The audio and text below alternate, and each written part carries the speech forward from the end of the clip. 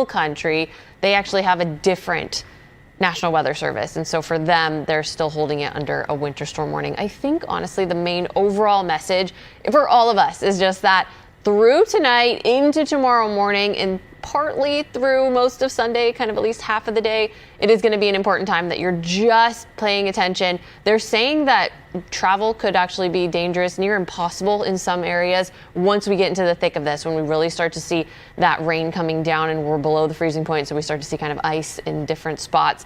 It's going to be a really, really important time that if you don't have to travel, stay inside and just wait it out, because once we get to the later parts of Sunday, it should start to look better.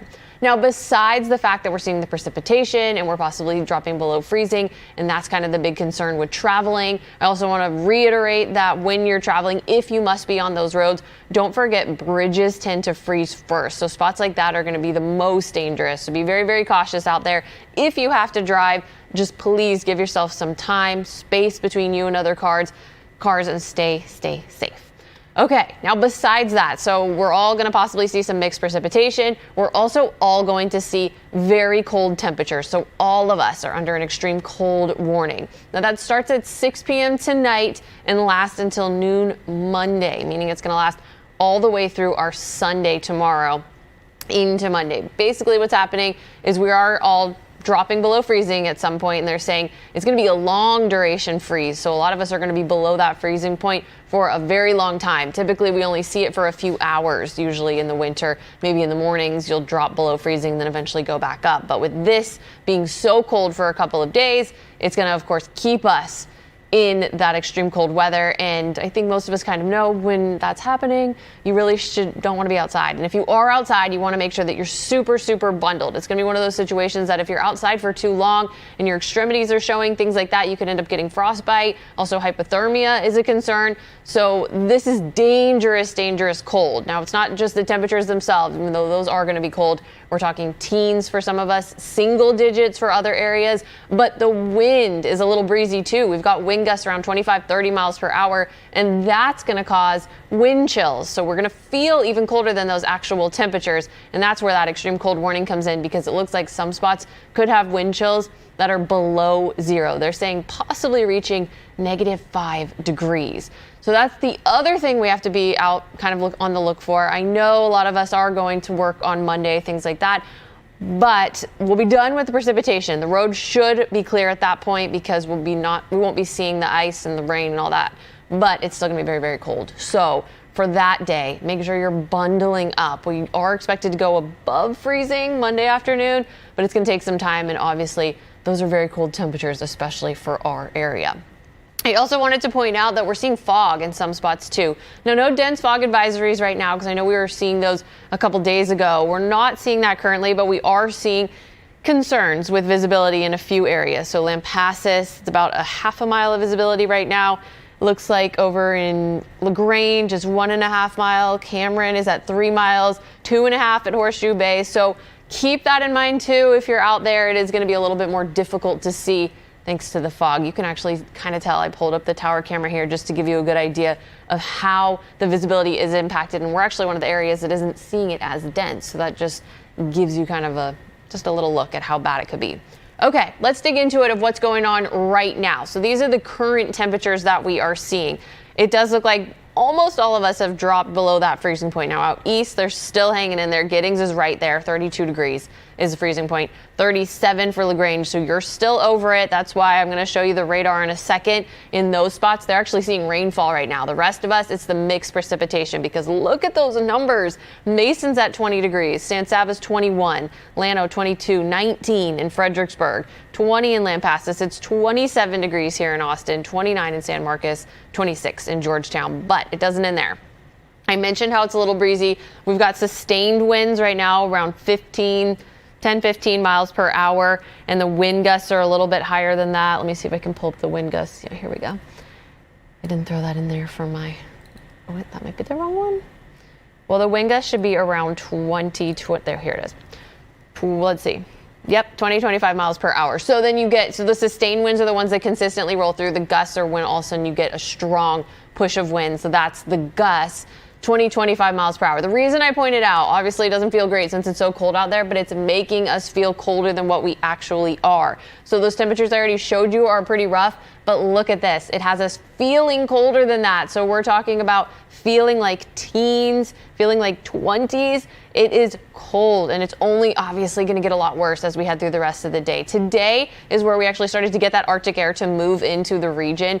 And so our temperatures actually started out warmer earlier today, and they're just going to keep going down. It's one of those days where we do not warm up and temperatures just keep decreasing. So that's going to keep happening. And at this point, we're kind of in the afternoon hours. Usually this is our warmest part of the day, but it's definitely not going to be, and it's just going to keep crashing further down. All right, now this is probably the main thing that you wanted to talk about here because we're already seeing mixed precipitation in some spots. Now, I'm going to take us in so you can kind of get a better idea. They already said, the National Weather Service, that they're expecting it to be bands of precipitation coming down, so bands of ice. So meaning it won't be widespread across the entire area. It's like some spots are going to specifically get hit with a band of kind of the freezing rain or the sleet coming in and making those icy conditions. I took this out to the hill country. They're the ones that are already seeing most of it so far. Makes sense because they're colder than the rest of us. They typically are colder than the rest of us. And so that's what's going on. They were already earlier today seeing this before any of us. I think they saw some of it yesterday too. And I was looking at some of the reports on the road, which I can maybe pull that up at some point. Those points on the road were saying they already had spots where areas were, I guess they were getting reports that there was ice on the roads, the passageways, so already a concern for them. Now, I didn't see too much near our area. I was seeing it around San Saba, Lampasas, Llano, and just north of Mason. I'll keep you updated as I kind of look at what has changed since then, because since then we started to see some mixed precipitation a little further to the east. So here in Austin, you can see there's some of that pink color. The pink and purple is the mixed precipitation. The green is the rain. So already from the radar right there, you can tell that if you go farther to the east where it's still a little warmer, they're seeing the rain. The rest of us now are starting to see more of that mixed precipitation coming down. It's very, very, very light, but once it gets on the road and it freezes, that's the concern for traveling. So traveling, just not the best time to do it. When I was out there earlier, I was driving to get to work. Obviously, this is before the main event was happening, but I was very proud. There was not a lot of cars out there, so I do think a lot of you are listening and staying home, and I love that. That's exactly what we want to be doing, but definitely want to keep doing it late tonight into tomorrow morning, because that is going to be kind of the bulk of the system, kind of the main times where we're going to be super concerned. All right, now I took this farther out to the east so you can see where we're getting rain. Quite a different story for them. So LaGrange is just seeing rain coming down. They don't have any concerns as far as iciness just yet, but eventually their temperatures are going to drop too. We saw they're not too far from the freezing point, so they will get there. Now here's a model. It's been updating. It's going to keep changing as we get closer, but for right now, it looks like as we get towards the evening, we're going to start to see more of this mixed precipitation come in. Still, evening-wise, it looks like it's focused more out in the hill country. Once we get to the later points of the night tonight, that's when we're going to start to see it pick up a lot more. Look at that. That's 10 p.m. tonight. Across the board, they're showing everybody seeing some of that mixed precipitation. Now, again, because they're saying bands of ice in some spots, it means it's going to be heavier in some areas, and that's almost kind of impossible to predict. We just know that some regions are going to get it worse than others. The point is we're all under that chance, so everyone should just be cautious. So that's 10 p.m. there, and then it kind of continues through those early morning hours, but some of the good news is it does look like the precipitation, so I would say rain, but since it's a mixed precipitation, I'm going to keep saying precipitation. Since the precipitation comes to an end by the time we get to Sunday morning, that's going to help us out a lot.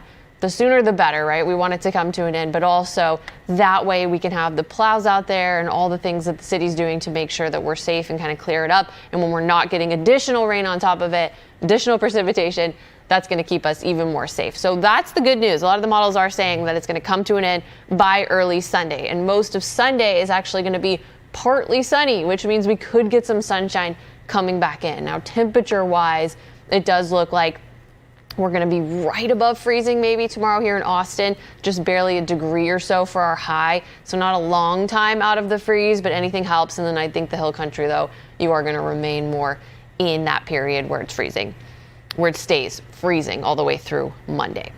I do have that graphic. I can show you that in a second, but I think a little more important are the ice totals here. So now we finally can use the HRRR model these last few days, at least when I was back at work, as I had a couple days off. But before that, we were too far out to use specific models because some of them only go about a day or two out because they're a little more close in. They zoom in a little bit more, if that makes sense. They're a little more focused in. They tend to be more accurate. So we like these ones now that we're able to be close enough to that event, we can see it. So the HRRR model I typically like a lot. It usually does a pretty good job.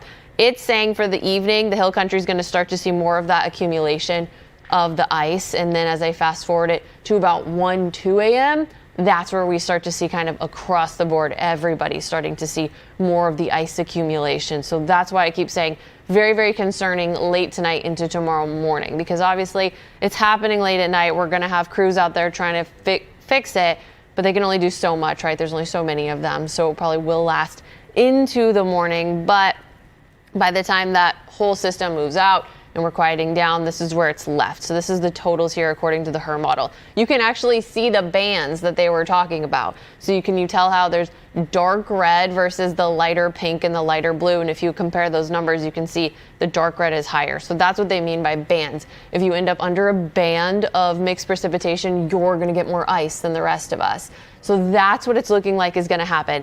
Now, San Saba has a decent amount. They're saying 0.76. That could change, but you can tell over ½ inch, and that is why they were giving us that ice storm warning in some spots, because that's what you could end up seeing. They're saying 1/4 to ½ inch of ice accumulation. Now, if you don't see that, you could end up being less than 1/4.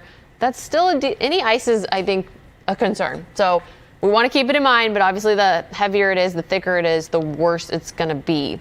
Now, that was one model. This is the Euro, so this one's not as accurate since it goes all the way out 7 days, but I just wanted to give you the gist of what it's saying, and you can see those totals are a little bit higher, and that's why the National Weather Service issues these warnings, because they kind of tend to look at all the models and we try to come to an agreement with all of them. So this one does look a little bit higher, and it's not doing the band thing, but I think that's going to be better. The GFS, though, not giving us numbers. I could not get these numbers to pull up, but the colors help us out here, also showing kind of bands of heavier ice. The point is, I think overall, just be safe out there. Doesn't look like we're going to get snow. Everyone's kind of saying that at this point. So overall, we're just focusing on that concern with ice. Now, we're going to be here all night keeping you guys updated and